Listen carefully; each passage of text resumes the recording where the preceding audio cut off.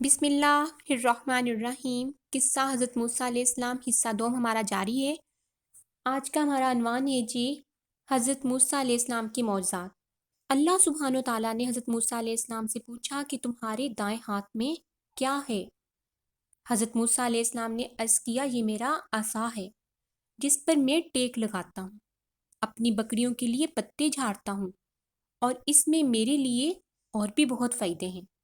اللہ سبحانہ و تعالیٰ نے فرمایا کہ اسے نیچے ڈال دو۔ جیسے ہی آپ علیہ السلام نے عصا زمین پر ڈالا، وہ سانپ پڑ کر دوڑنے لگا، اور قریب تھا کہ حضرت موسیٰ علیہ السلام رخ پھیر کر دوڑ پڑتے کہ اللہ سبحانہ و تعالیٰ نے حکم دیا کہ اسے پکڑ لو اور وہ اپنی اصلی حالت میں آ جائے گا۔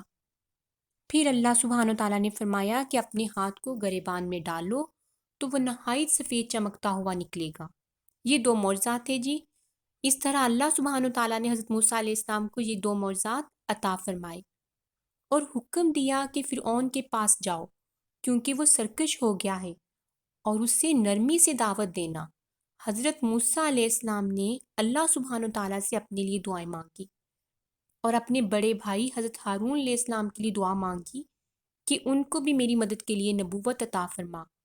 اللہ سبحانہ و تعالیٰ نے ان کی دعا قبول فرمائی۔